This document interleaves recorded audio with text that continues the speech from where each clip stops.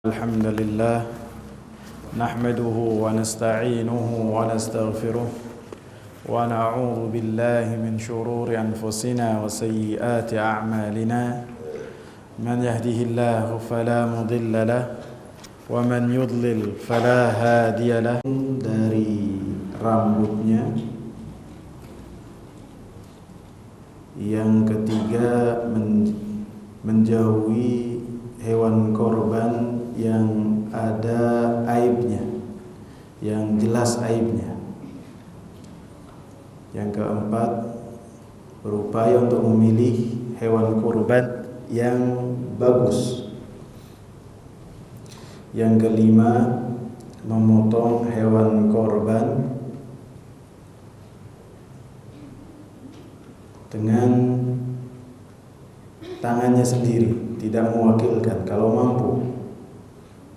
Dan yang keenam, menyembelihnya setelah sholat Id. Yang ketujuh, memperhatikan dan menjaga adab-adab menyembelih. Belum kita bahas adab-adab menyembelih ya. Makanya pertemuan kali ini kita akan membahas tentang adab-adab adzabah, menyembelih, karena berkaitan dengan udhiyah. Lebih-lebih kita sekarang dekat dengan hari Idul Adha yang dikatakan oleh Rasulullah sallallahu alaihi wasallam, "Ma min ayyamin al-'amalu salihu ahabbu ila Allah azza wa jalla." Tidak ada amal saleh yang lebih Allah Subhanahu wa taala cinta daripada amal saleh yang dilakukan di hari-hari ini, yakni 10 pertama dari bulan Dzulhijjah. Di dalamnya ada hari Arafah, yang di hari tersebut tidak ada hari yang Allah Subhanahu wa ta'ala lebih banyak membebaskan hamba-hambanya dari api neraka kecuali hari Arafah. Tidak ada yang lebih banyak. Dan di 10 hari pertama juga ada hari yang paling agung sisi Allah Subhanahu wa ta'ala, yaitu Yaumun Nahr. Sehingga para ulama membandingkan ayyuhuma afdal, manakah yang lebih baik, 10 hari pertama dari bulan Dzulhijjah ataukah 10 hari terakhir dari bulan Ramadan. Berbeda pendapat para ulama dan diringkas oleh Al-Imam Syekhul Islam Ibnu Taimiyah rahimahullah. Beliau merajihkan, menggabungkan dua pendapat. Apabila malamnya kita lihat, maka 10 hari terakhir itu lebih utama di sisi Allah Subhanahu wa ta'ala. Adapun apabila kita lihat siangnya, maka 10 hari pertama bulan Dzulhijjah lebih utama di sisi Allah Subhanahu wa ta'ala. Salah satunya amalan yang termasuk dilakukan adalah menyembelih. Menyembelih ini secara umum, tapi karena kita membahasnya dalam hewan kurban dan kita pun di situ disebutkan memperhatikan adab-adab menyembelih. Yang pertama adalah untuk kita memiliki niat yang saleh. Dalilnya adalah innamal a'malu binniyat.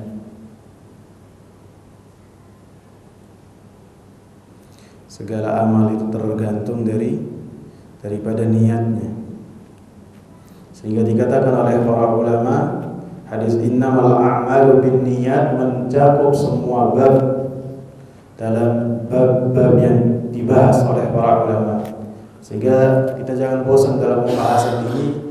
Setiap kita bahas maka pasti ada an-niyah salihah, al-ikhlas fiha, pasti ada pembahasan ikhlas dan ikhlas.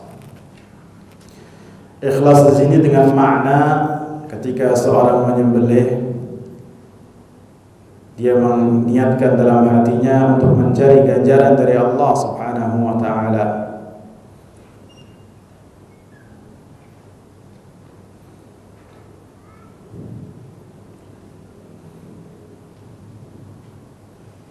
Ketika seorang itu memiliki niat ikhlas dalam menuntut ilmu, maka niat ikhlas tersebut dengan makna dia berusaha menghilangkan kejahilan dari dirinya. Itu ikhlas. Dia berusaha untuk menghilangkan kejahilan dari orang yang di sekitarnya. Dia berusaha untuk mengamalkan ilmu yang dia dapat. Itu keikhlasan seorang. Dan dia berusaha untuk menghidupkan ilmu yang mungkin sudah dihilangkan dan ditinggal oleh manusia. Itu disebut ikhlas dalam menuntut ilmu. Sehingga dalam ikhlas dalam setiap bidang ilmu, dalam setiap bab itu maknanya bisa jadi berbeda-beda. Yang kedua adalah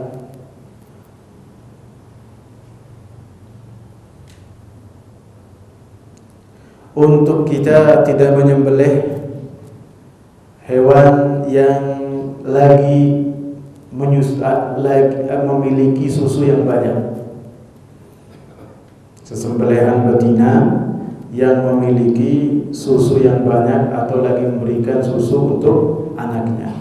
Karena inilah yang telah dilarang oleh Rasulullah sallallahu alaihi wasallam.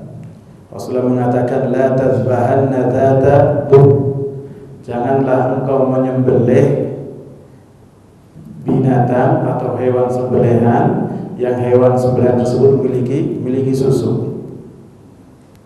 Karena sebelum disembelih bisa memberikan manfaat untuk orang yang ada di sekitarnya, bisa untuk dirinya ataupun tetangganya, ataupun bisa dijual apabila memiliki nilai.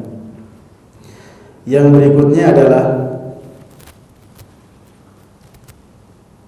menajamkan pisau yang digunakan untuk menyembelih dalam rangka merahmati hewan yang akan kita sembelih.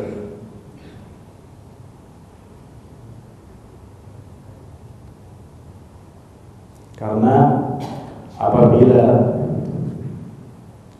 pisau ataupun alat yang kita jadikan untuk menyembelih itu tajam, maka itu akan meringankan rasa sakit untuk hewan tersebut. Dan ini adalah bentuk kita memberikan rahmat kepada makhluk Allah Subhanahu wa taala, salah satunya adalah hewan.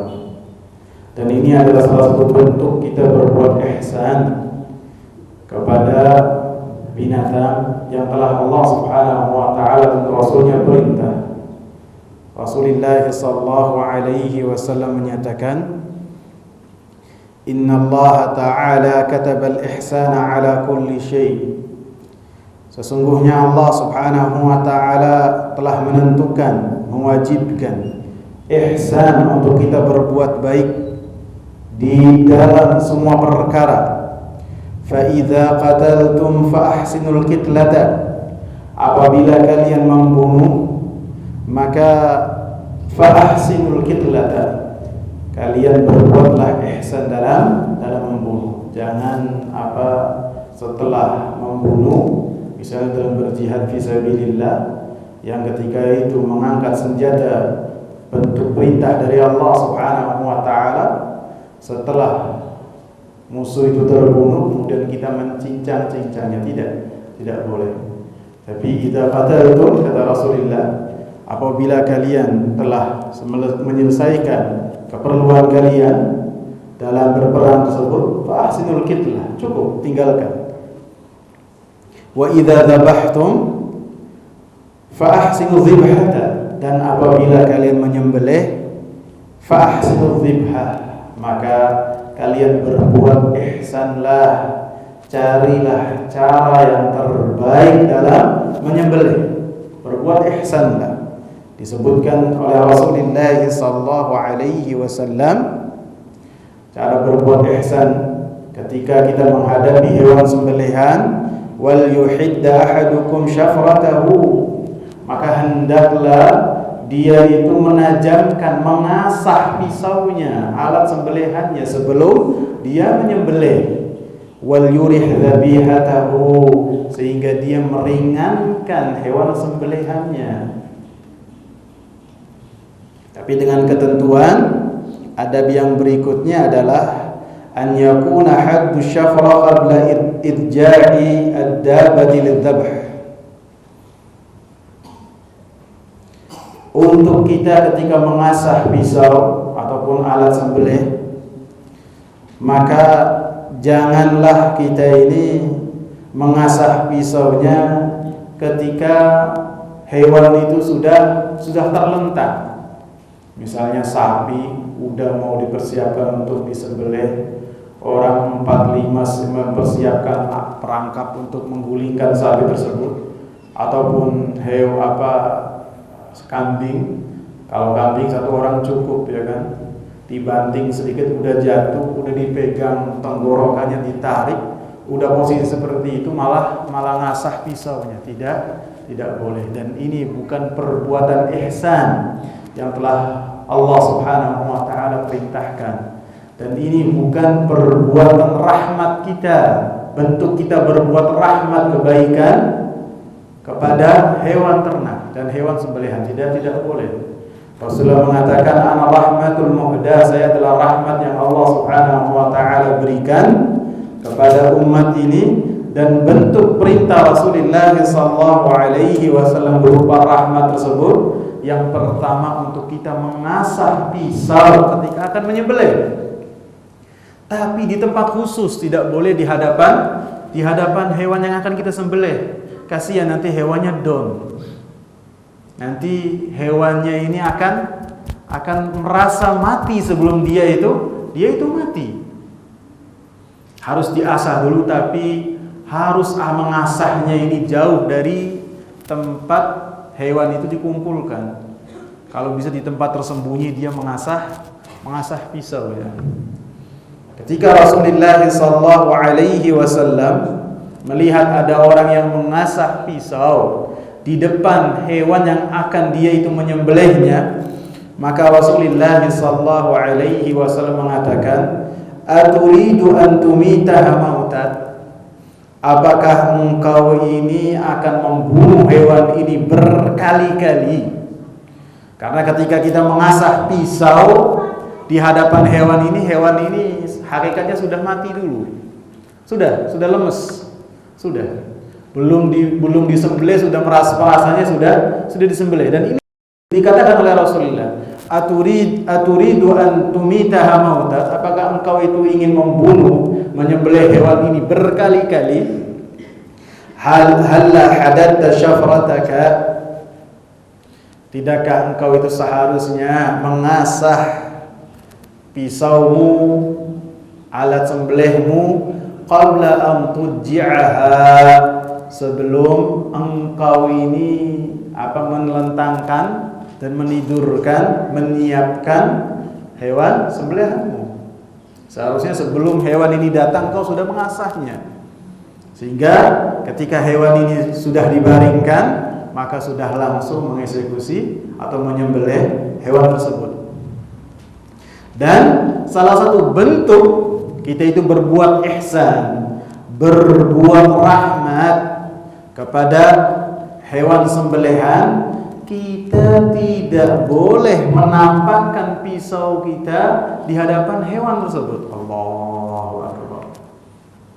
Semua hal yang mendekatkan kita kepada Allah oleh agama ini telah dijelaskan. Semua hal yang akan menjadikan kita lebih dekat kepada murkanya Allah dijelaskan.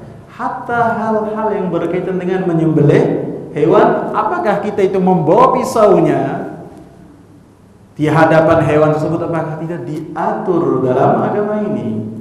Sehingga agama ini benar-benar al-yawma akmaltu lakum dinakum, telah sempurna agama ini, sehingga tidak membutuhkan tambahan untuk kita mendekatkan diri kepada Allah Subhanahu wa ta'ala. Sehingga yang berkaitan dengan apakah kita ketika membawa pisau ketika akan menyembelih, boleh tidak kita hadapkan di hadapan hewan ternak tersebut, maka ini tidak boleh. harus kita sembunyikan ataupun kita baringkan hewan ternak tersebut, kemudian ada orang khusus yang membawa pisau tersebut, kemudian menyembelih. Tidak boleh ketika menyeret hewan terus kita bawa pisau, itu tidak boleh, menyelisihi sunnah. Sebaik-baik perkara wa khairul hadi Muhammadin sallallahu alaihi wasallam. Sebaik-baik hidayah dari Allah, sebaik-baik metode adalah yang telah dibawa oleh Rasulullah sallallahu alaihi wasallam. Karena Rasulullah sallallahu alaihi wasallam la yantiqu 'anil hawa, karena beliau adalah utusan Allah Subhanahu wa taala. Sehingga apabila seorang itu ketika menyembelih memperhatikan sunnah-sunnah yang telah dianjurkan oleh Rasulullah dan tidak menganggap remeh hal tersebut, maka bisa jadi di dalamnya akan banyak keberkahan. Salah satunya adalah keberkahan lezatnya daging yang dia sembelih. Karena ketika hewan itu mati sebelum dibunuh, maka menurut ahli kambing itu rasa dagingnya itu sudah berubah. Pergolakan darah di situ itu sudah mempengaruhi kualitas daging ketika disembelih. Jadi ketika dimakan pun beda dengan ketika seorang yang memperhatikan sunnah Rasulullah sallallahu alaihi wasallam ketika menyembelih.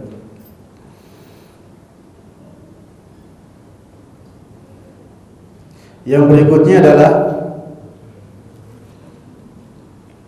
ketika menyembelih tidak melupakan tasmiyah dan takbir, mengucapkan bismillah dan bertakbir.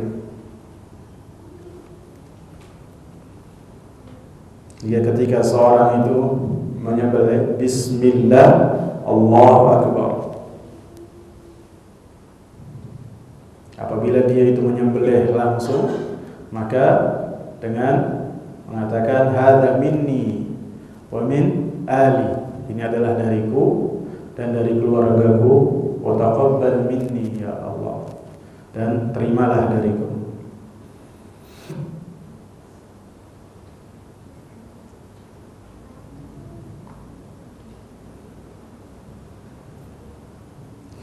Dan siapa yang menyembelih hewan sembelihan tanpa dia mengucapkan basmalah, mengucapkan bismillah secara sengaja, fala yahillul akl, maka tidak halal kita memakan sembelihan tersebut. Allah Subhanahu wa taala menyatakan, wala ta'kulu mimma lam yuzkar ismullahi alaihi wa innahu lafisq. Janganlah kalian memakan sesembelihan yang tidak disebutkan nama Allah Subhanahu wa taala ketika disembelih.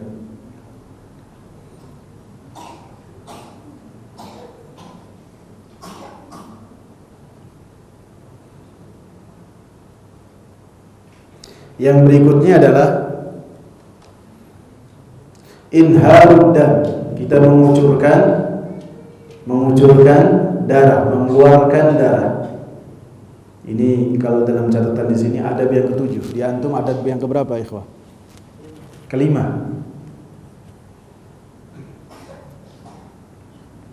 Yaitu dengan mengucurkan darah dengan makna memotong bagian yang dari kerongkongan. Kerongkongan sini ya, ikhwah, benar. Ya. Kalau dalam bahasa Arabnya al-wadij. Jadi usus yang mengeluarkan darah. Jadi ketika yang disembelih itu bagian sini.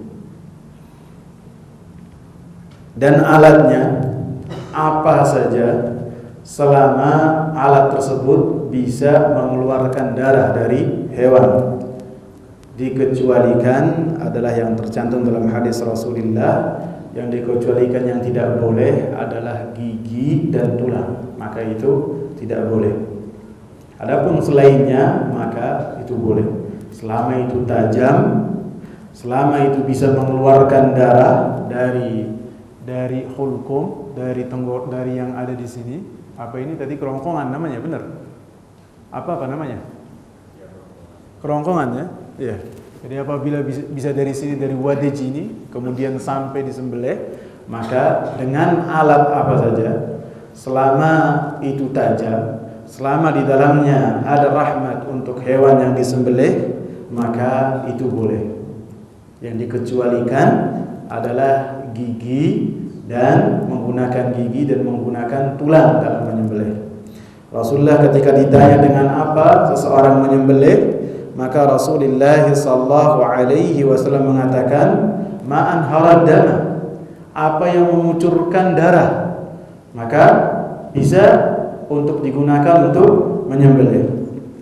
Wa dzukira rasmullahi alaihi, dan yang disebutkan di dalamnya ketika menyembelih nama Allah Subhanahu wa taala, faqulu, maka kalian makan. Laisa as-sinnu wadh-dhufru, akan tetapi yang tidak boleh untuk digunakan untuk menyembelih adalah dengan menggunakan gigi, baik itu gigi penjagalnya ataupun gigi orang lain, ataupun menggunakan gigi yang diambil dari jenazah kemudian untuk menyembelih, maka itu tidak boleh. Wal-dhufru, dan tidak boleh juga menggunakan kuku. Tadi saya menyebutkan kuku enggak? Tulang, maaf, bukan tulang, kuku. Apa? Karena ini adalah alat-alat yang digunakan oleh orang-orang kufar pada saat itu.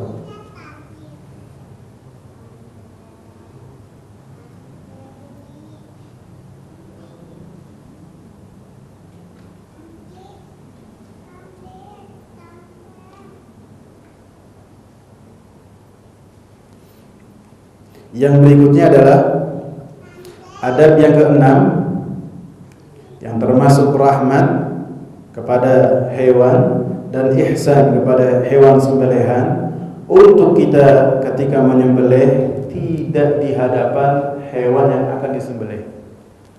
Karena ini termasuk apa yang dikatakan oleh Rasulullah, aturidu an tumitaha mautat, apakah engkau itu akan mematikannya beberapa kali?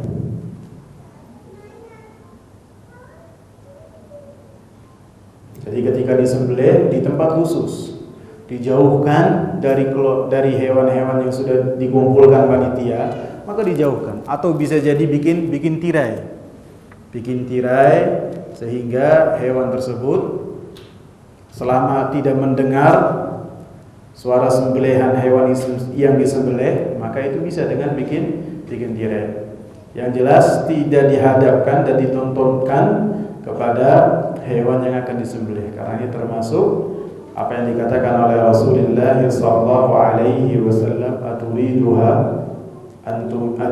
an tumitaha mautat, apakah engkau itu mau membunuh hewan ini berkali-kali atau sekali saja?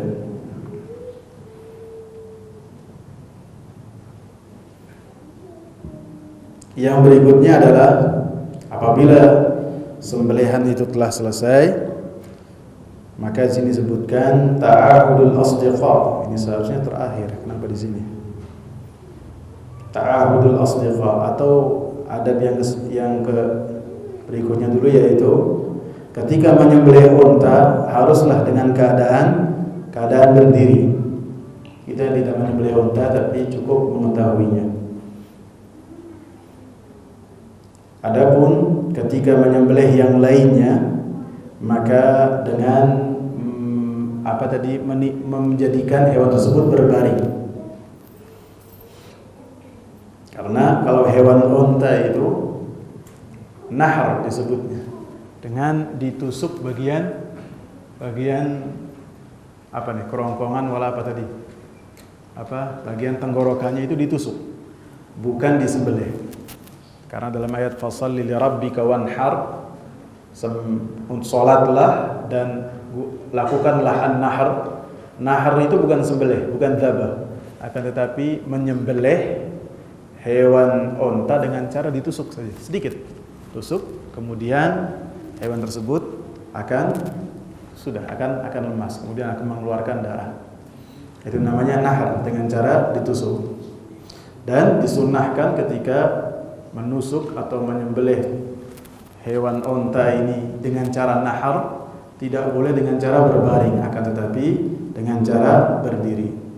Dan ini yang pernah dilakukan oleh ataupun dicontohkan oleh Abdullah bin Umar radhiyallahu anhuma ketika melihat seseorang menyembelih unta dengan cara membaringkan unta tersebut, maka Ibn Umar radhiyallahu anhu mengatakan ib'athha qiyaman muqayyadatan, jadikanlah hewan tersebut dalam keadaan terikat, sunnah nabiyikum, dan ini adalah sunnah nabi kalian.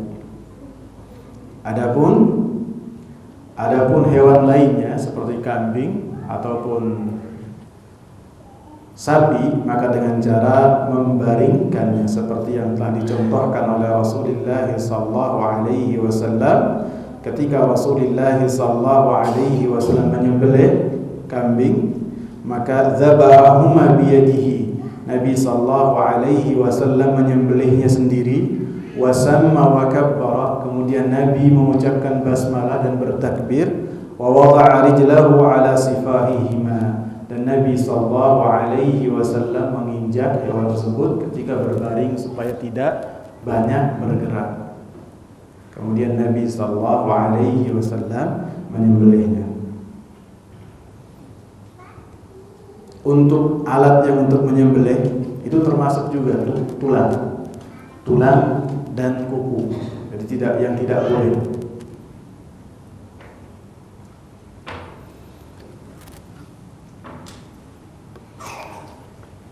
Sampai sini ada pertanyaan? 2 pertanyaan aja. Kemudian kita lanjutkan materi kita. Ada?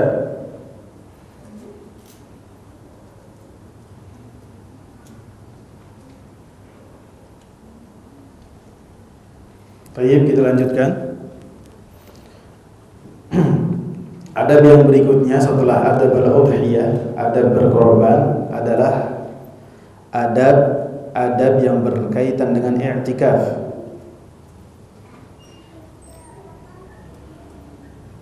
Karena kita masih dalam huruf hamzah kan?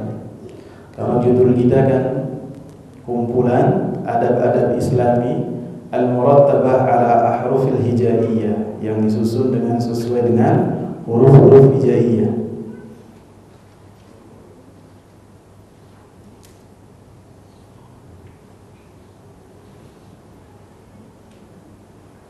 I'tikaf ini dengan makna seorang melazimkan dirinya untuk berada di dalam masjid dalam rangka beribadah kepada Allah Subhanahu wa taala dan mendekatkan diri kepada Allah Subhanahu wa taala. Dan ini adalah sunnah yang telah dilakukan oleh Nabi sallallahu alaihi wasallam dalam 10 hari terakhir. Beliau mengikat pinggangnya lebih kencang lagi. Kemudian beliau meninggalkan keluarganya. Kemudian beliau melakukan i'tikaf. Wa hafadha alaihi, dan Nabi sallallahu alaihi wasallam senantiasa melakukan i'tikaf sampai Nabi sallallahu alaihi wasallam bertemu dengan Allah Subhanahu wa taala. Sampai beliau wafat, beliau tidaklah pernah meninggalkan i'tikaf kecuali 1 kali saja. Ketika beliau akan memasuki i'tikaf, kemudian beliau sudah menyiapkan tempat untuk masuk di i'tikaf, karena di i'tikaf itu ada khibah, tempat khusus yang beliau akan masuk ke situ dan kemudian akan bermunajat, berzikir kepada Allah Subhanahu wa taala. Enggak tahunya istri-istri beliau ini berlomba-lomba untuk memasang kemah kecil di samping kemah Rasulullah sallallahu alaihi wasallam. Maka kata Rasulullah sallallahu alaihi wasallam, al-birra turidna, apakah yang kalian lakukan ini kebaikan atau hanya karena rasa cemburu saja kalian berkumpul berlomba-lomba untuk datang ke sini? Kemudian Rasulullah sallallahu alaihi wasallam membatalkan i'tikafnya. Kemudian beliau mengqadhahnya di bulan Syawal. Maka yang berkaitan dengan i'tikaf ada beberapa adab. 1, 2, 3, 4, 5, 6, 7, 8 adab. Yang pertama, adab yang pertama adalah ikhlas kepada Allah Subhanahu wa taala. Dengan makna seorang yang i'tikaf, ikhlasnya dengan cara ketika dia beriktikaf bukan mengharapkan pujian dan sanjungan orang, bukan mengharapkan diberikan label bahwa orang ini ahli ibadah. Tidak, akan tetapi ketika dia beribadah maka dia dalam rangka mengharapkan wajah Allah Subhanahu wa taala. Apalagi kalau beribadah, kalau i'tikafnya di Masjidil Haram atau Masjid Nabawi ya. Ketika jalan bikin geger orang sekampung, wah, ini harus lebih pandai lagi menjaga perubahan-perubahan yang ada di hatinya. Dia selalu jaga. Dan ketika seorang melakukan i'tikaf, ikhlas tersebut dengan makna dia mengharapkan apa yang Allah Subhanahu wa taala siapkan untuk orang-orang yang saleh di hari akhir kelak. Dan ikhlas dengan makna dia memutus hubungan dengan dunia, kemudian fokus beribadah kepada Allah Subhanahu wa taala. Dan ikhlas dengan makna ketika seseorang melakukan i'tikaf tersebut dalam rangka dia menghidupkan sunnah Nabi sallallahu alaihi wasallam. Kalau orang yang lagi dagang, biasanya 10 hari terakhir ini lagi rame-ramenya, ya kan? Orang yang sudah berkeluarga, kalau misalnya 10 hari terakhir disibukkan dengan mencari pakaian untuk anak, untuk hari lebaran apa, ataupun yang bukan orang Jakarta 10 hari terakhir disibukkan untuk mencari tiket. Pulang nih gimana nih, pakai apa nih, mahal semua. Nah, ketika di momen-momen demikian, maka ketika seorang meninggalkan itu semua dalam rangka melakukannya karena Allah Subhanahu wa taala, maka memiliki ganjaran yang luar biasa. Lebih-lebih ketika dia itu i'tikaf dalam rangka mendapatkan malam Lailatul Qadar, maka itu adalah salah satu bentuk ikhlas dia ketika melakukan i'tikaf. Adab yang kedua, al-i'tikaf fil ashr al-awakhir min Ramadan. I'tikaf di 10 hari terakhir di bulan Ramadan. Karena inilah yang telah dicontohkan oleh Rasulullah sallallahu alaihi wasallam. Dari Aisyah radhiyallahu anha, beliau mengatakan, anna Rasulullah sallallahu alaihi wasallam kana ya'takifu al-ashr al-awakhir min Ramadan. Bahwasanya Nabi sallallahu alaihi wasallam melakukan i'tikaf di 10 hari terakhir di bulan Ramadan, hatta tawaffahu Allah, sampai beliau wafat.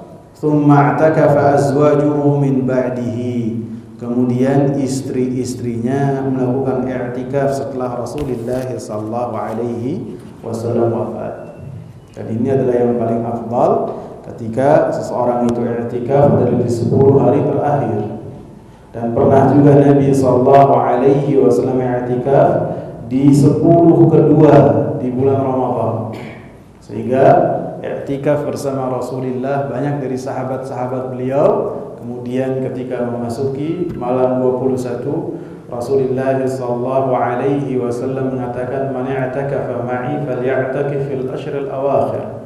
Siapa yang telah melakukan i'tikaf di 10 kedua bersamaku, faly'atakif fil ashr al-awakhir, maka hendaklah dia itu melakukan i'tikaf di 10 hari terakhir.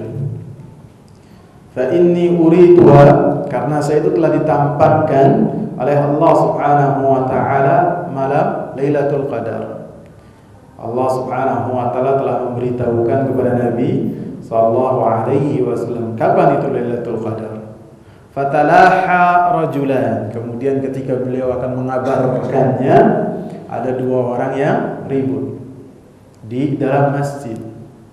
Diceritakan ributnya itu karena yang berkaitan dengan hutang piutang. Maka ketika ada perbedaan pendapat, ada keributan, maka ilmu yang telah diketahui oleh Rasulullah itu dicabut oleh Allah Subhanahu wa taala. Dan dikatakan oleh Rasulullah, bisa jadi ini adalah baik untuk kalian. Karena apabila kita mengetahuinya kapan itu malam Lailatul Qadar, maka kita akan beribadah itu cukup di malam tersebut saja. Kemudian kita meninggalkan selain malam tersebut di malam-malam yang penuh keberkahan di bulan Ramadan. Seperti yang sebagian meyakini bahwasanya malam Lailatul Qadar itu tanggal 27. Maka dari tanggal 21 sampai 29 misalnya, itu dia santai-santai saja memilih nanti menunggu tanggal malam 27 baru getol beribadah. Dari maghrib sampai azan subuh berkumandang, dia beribadah terus kepada Allah Subhanahu wa taala. Sehingga dikatakan oleh Nabi, ketika hal ini disembunyikan oleh Allah Subhanahu wa taala, maka ini adalah baik buat kalian. Dan ini disebutkan wa yajuzul i'tikafu fi ghairiha, dan boleh juga i'tikaf di selain 10 hari terakhir. Wa afdaluhu ma dzukir, dan yang paling afdal adalah di 10 hari terakhir.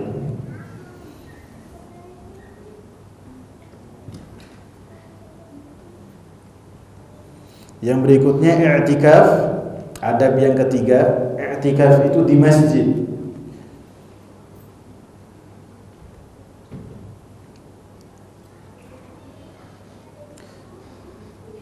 Karena Allah Subhanahu wa taala menyatakan wala tubashiruhunna wa antum aaqifuna fil masajid.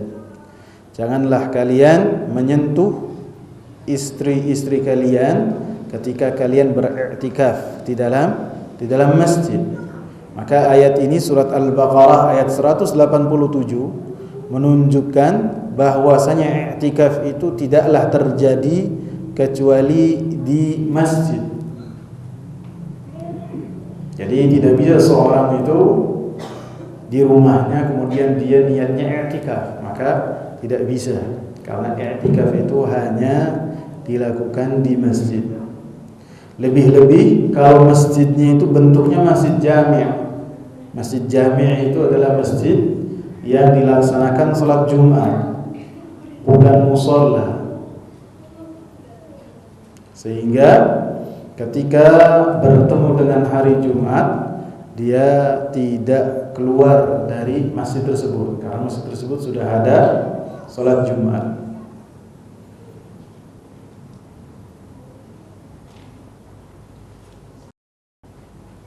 Dan ini yang telah dikatakan oleh Aisyah radhiyallahu anha, wala i'tikafa illa fi masjidin jami'. Tidak ada i'tikaf kecuali di masjid jami'.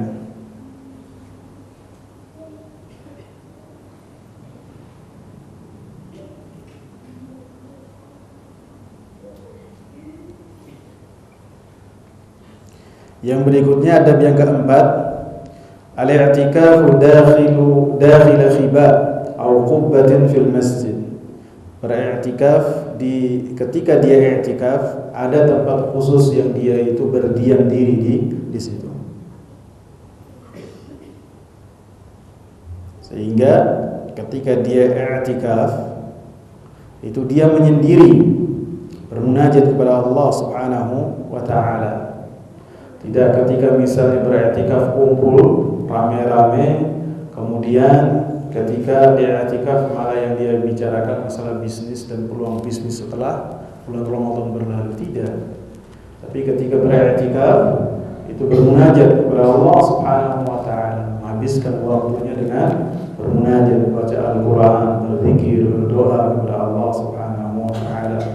Dan dia tidak melalaikan waktunya, tidak membuang waktunya dengan perbuatan yang sia-sia, tapi dia lakukan fokus untuk beribadah kepada Allah Subhanahu wa taala. Dan inilah yang telah dicontohkan oleh Rasulullah sallallahu alaihi wasallam. Yang berikutnya adalah memulai i'tikaf dari setelah fajar, dari tanggal 21, dari tanggal 21 ya.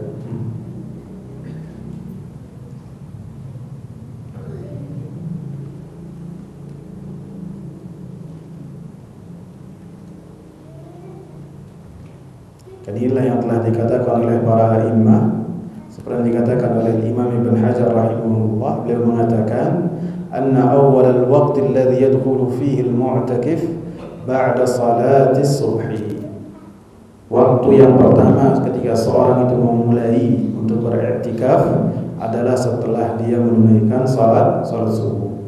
Salat subuh di masjid tersebut, kemudian dia melakukan i'tikaf sampai ditentukannya waktu telah disebutkan bahwasanya esok hari Id. Jadi sampai matahari terbenam dan datang bulan Syawal, maka setelah itu dia keluar dari masjid tersebut ketika adzan maghrib. Itu.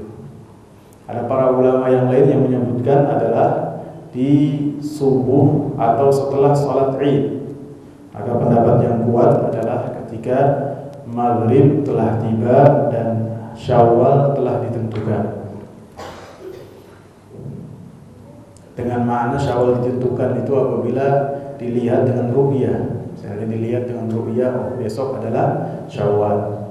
Apabila dengan cara itmam, kecuali lusanya adalah Id, maka kita keluarnya adalah pada malam, pada tanggal 1 Syawal setelah maghrib atau matahari terbenam, selesai sholat maghrib. Yang berikutnya, adab yang berikutnya adalah tidak keluar seorang yang i'tikaf, tidaklah dia keluar dari masjid kecuali dalam keadaan darurat. Dan inilah yang telah dikatakan oleh Aisyah radhiyallahu anha, bahwasanya beliau mengatakan orang yang melakukan i'tikaf an la ya'uda maridha, tidak boleh dia menjenguk orang sakit. Wala yashhadu janazatan, dan tidak boleh dia menghadiri jenazah. Wala yamassa imra'atan, tidak boleh dia menyentuh perempuan. Wala yakhruj li hajatin, tidak boleh dia keluar untuk satu keperluan, illa la budda lahu minhu, kecuali sesuatu yang sangat mendesak sekali, baru dia itu boleh keluar dari masjid. Misalnya contohnya untuk dia itu buang hajat, maka itu mendesak apabila kamar mandi itu di luar dari lokasi masjid, ataupun untuk dia bersih-bersih, maka itu dia keluar dari masjid. Ataupun contoh dia itu terdesak ataupun keperluan yang mendesak adalah misalnya ketika persediaan baju dia itu sudah habis. Misalnya dia lihat, wah bajunya ini habis, kemudian dia mau laundry dulu, bisa, selama itu adalah bentuknya itu mendesak, dia ke laundry dulu, dia cuci dulu, kemudian misalnya kalau nggak ada baju yang dipakai lagi yang bisa nyaman dia dengannya, kemudian dia belanja dulu, bisa untuk demikian, selama itu adalah mendesak baginya. Sehingga disebutkan oleh Aisyah radhiyallahu anha, ketika beliau itu keluar dari masjid untuk satu keperluan, kemudian antara masjid dengan rumah beliau itu ada seorang yang lagi rebahan karena sakit. Maka saking menunjukkan bagaimana keperluan tersebut harus benar-benar tidaklah boleh keluar karena suatu hajah yang mendesak, maka Aisyah mencontohkan, beliau mengatakan, fama as'alu anhu illa wa ana marrah, tidaklah saya bertanya tentang keadaan dia kecuali saya bertanya dengan saya itu berjalan saja, tidak ketika bertanya saya diam, tidak, tapi ketika bertanya saya bertanya tentang keadaannya, tapi saya dengan berjalan, seakan-akan saya itu tidak menanyakan. Kemudian orang itu menjawab dan Aisyah radhiyallahu anha mendengar jawabannya, cukup. Tidak ketika bertanya kemudian diam di situ. Yang berikutnya adalah adamu mubasyaratin nisa wa ityanihin. Tidaklah dia menyentuh perempuannya, istri-istrinya ataupun mendatanginya. Karena ini telah dikatakan oleh Allah Subhanahu wa taala, wala tubashiruhunna wa antum aakifuna fil masajid. Dan janganlah kalian menyentuh istri-istri kalian ketika kalian melakukan i'tikaf. Tidak boleh. Apabila terjadi, maka i'tikafnya batal dan tidak ada apa-apa bagi keduanya. Dan mubasyarah di sini bukan hanya berkaitan dengan jima, akan tetapi sudah yang berkaitan dengan syahwat, maka itu bisa membatalkan i'tikafnya. Kemudian yang terakhir adalah al-ijtihad fil ibadah, bersungguh-sungguh dalam beribadah ketika dia melakukan i'tikaf dan tidak menyia-nyiakan waktunya. Lebih-lebih harus ada di pelupuk mata orang yang melakukan i'tikaf bahwasanya dia melakukan i'tikaf mengorbankan waktunya dalam rangka mengharapkan ganjaran dari Allah, dalam rangka ingin mendapatkan malam Lailatul Qadar yang dikatakan oleh Allah Subhanahu wa taala, Lailatul Qadar khairun min alfi syahr, yang dikatakan oleh Rasulullah sallallahu alaihi wasallam, Lailatul Qadar, man qama Lailatul Qadri, siapa yang dia itu menghidupkan malam Lailatul Qadar imanan wa ihtisaban, dalam rangka iman dan mengharapkan apa yang di sisi Allah, ghufira lahu ma taqaddama min dhanbi, maka dia akan dihapus semua dosa-dosanya. Dan inilah yang telah dicontohkan oleh Rasulullah sallallahu alaihi wasallam ketika masuk 10 hari terakhir. Kana idza dakhala al-ashru sadda mi'zarah, beliau apabila sudah masuk 10 hari terakhir ketika beliau beriktikaf, syadda mi'zarah, dengan makna mengikatkan ikat pinggangnya, yakni dengan benar-benar beribadah kepada Allah Subhanahu wa taala, tidak menyia-nyiakan waktu. Dan makna mengencangkan ikat pinggangnya, wa adamu ityani ahlihi, beliau tidak mendatangi keluarganya, istri-istrinya, karena beliau benar-benar beribadah kepada Allah Subhanahu wa taala. Allah taala a'lam. Jadi beginilah ngaji kitab. Jadi tidak mengenal waktu, tidak sifatnya itu 10, misalnya ketika setengah dari bulan Ramadan berlalu baru membahas tentang i'tikaf, tidak. Jadi ketika sampai pembahasan tentang i'tikaf, maka kita bahas tentang i'tikaf tersebut. Allah taala alam. Insyaallah akan kita lanjutkan tentang adab-adab memakai celak. Allah akbar. Kalau tadi bagaimana menghadapi hewan itu ada adab-adabnya. Sekarang yang berkaitan dengan celak, ketika kita menghiasi mata kita dengan celak, ada adab-adabnya. Jangan lupa adab yang pertama itu ikhlas, selalu ada ikhlasnya. Wallahu ta'ala. Kita lanjutkan insyaallah di pertemuan yang akan datang. Semoga antumnya tidak bosan dan istiqamah untuk hadir, dan saya yang bawa materinya pun istiqamah dan selalu berupaya untuk hadir supaya pembahasan kitab kita ini selesai, karena semuanya itu 1000 halaman. Jadi jangan bosan. Ada pertanyaan, ikhwah? Silakan, Pak. Tentang apa? Lailatul Qadar ya.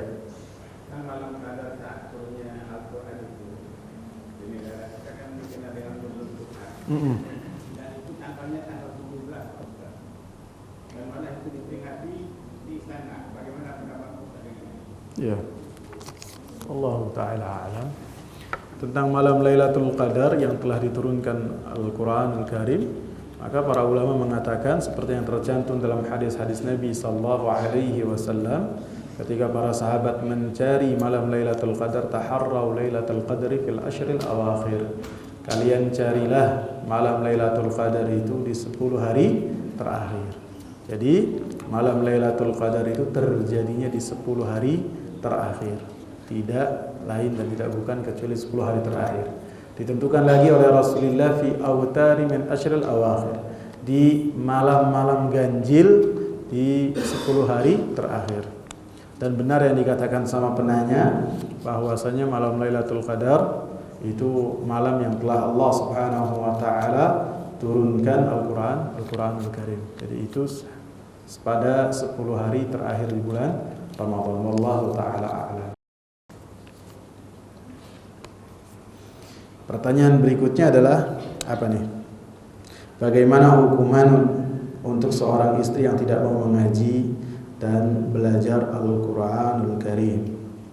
Apabila yang berkaitan dengan seorang istri yang tidak mau mengaji dan belajar Al-Qur'an, maka apabila tidak mau mengajinya itu datang ke majelis ta'lim dikarenakan dikarenakan dia sibuk dengan mengurusi anak, misalnya anak 3 kecil-kecil, daripada anak 3 kecil-kecil yang paling besar umur 3 tahun, ya kan, yang paling kecil umur 2 bulan, kan payah kalau datang di pengajian, nanti pengajiannya udah kayak taman kanak-kanak, ya kan? Tidak mendengarkan ustaz ceramah, tapi malah sibuk mengganti popok dari yang besar sampai kecil, ya kan. Apabila demikian, maka si sang suami ataupun si suami berupaya apabila dia hadir di majelis ta'lim ketika dia pulang, maka ketika dia pulang dia menyampaikan khulasah, ringkasan dari yang telah disampaikan oleh ustaz. Jadi istriku biasanya seorang musafir yang pergi jauh itu membawa oleh-oleh.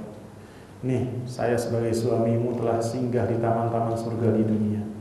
Saya membawa oleh-oleh. Yang pertama adalah ikhlaslah dalam setiap beribadah kepada Allah. Dan begitu seterusnya. Poin-poin kajian itu disampaikan kepada istri. Itu apabila karena sibuk. Tapi apabila memang si istri ini tidak mau untuk kajian, maka sabarlah kepada suami itu untuk selalu mengingatkan, memberikan nasihat kepada istri untuk berupaya untuk menghadiri majelis-majelis ilmu. Kalaupun masih tidak mau juga, bersabarlah. Dan suami harus memberikan contoh kepada istri bahwasanya orang yang telah selesai atau lulusan dari majelis ta'lim itu memiliki akhlak yang mulia, sehingga orang yang paling dekat dengan orang yang telah ngaji itu merasakan dampak kebaikan dari seorang yang telah ngaji. Oh, orang yang telah ngaji ini akhlaknya sangat mulia. Bagaimana hasil ngaji itu terlihat di dalam kehidupan sehari-hari. Bagaimana dia memperhatikan istrinya, lebih memperhatikan istrinya lagi, membantu istrinya ketika di rumah. Jadi apabila masih tidak mau juga, maka teruslah bersabar dan berilah nasihat kepada istri tersebut.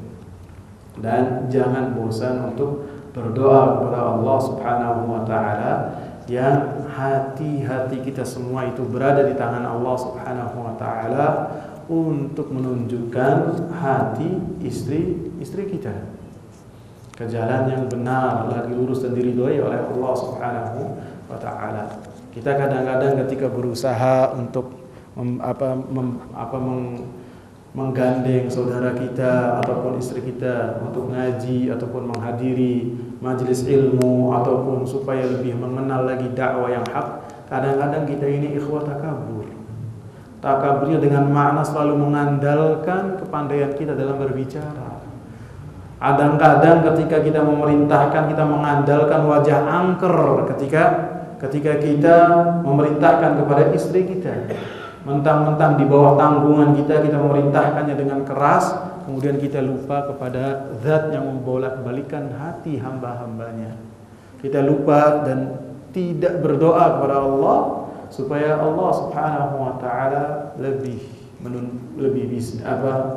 bisa ataupun kita selalu berupaya berdoa kepada Allah supaya Allah Subhanahu wa taala menundukkan hati orang-orang terdekat kita untuk lebih bisa menerima kebenaran dan mengamalkan kebenaran tersebut. Wallahu taala a'lam. Pertanyaan ketiga terakhir, ikhwah. Ya, silakan, Pak. Adakah batasan minimal i'tikaf itu kira-kira berapa jam atau tepat? Ya. I'tikaf itu 10 hari. 10. Kita melakukan di akhir Ramadan malamnya saja, apakah bisa dikatakan? Lah, tidak. Harus dari awal sampai akhir, kecuali apabila batal. Tidak bisa seperti pembahasan dalam kitab-kitab fikih, ketika seorang masuk masjid niatnya i'tikaf, tidak bisa. Niat i'tikaf dari pertama sampai akhir, kecuali apabila dia batal di tengah jalan, berarti sudah batal. Misalnya ketika dia mendatangi istrinya maka batal sudah. Ataupun dia keluar dari masjid tanpa ada keperluan maka batal. Tidak bisa datang terus pergi lagi, datang lagi, pergi lagi, ataupun berpindah-pindah masjid. Ya kan, safari masjid di bulan Ramadan dari sana sini maka tidak bisa. Harus dalam satu masjid dan harus memiliki kemauan untuk tidak keluar dari masjid tersebut kecuali karena ada keperluan yang mendesak. Bahkan sebagian ulama menekankan ketika seorang itu i'tikaf harus memiliki isyarat. Dia bersyarat kepada Allah Subhanahu wa taala, ya Allah, apabila saya itu melakukan ini keluar, apabila untuk keperluan ini dan itu maka izinkanlah. Jadi sangat menjelaskan bahwasanya orang yang i'tikaf tidak boleh keluar masuk semau sendiri ataupun dalam waktu jam-jam tertentu dia boleh keluar, tidak. Jadi harus dari awal sampai akhir. Kecuali kalau dia tidak tahan di tengah jalan, ya silakan pulang, tidak mengapa, dan tidak ada apa-apa untuk yang dia lakukan untuk menjadikan kafarat untuk apa yang telah dia tinggalkan. Paham ya, Pak? Paham. Cukup ikhwan, semoga bermanfaat. Subhanakallahumma wa bihamdika asyhadu an la ilaha illa anta astaghfiruka wa atubu ilaik. Assalamu alaikum warahmatullahi wabarakatuh.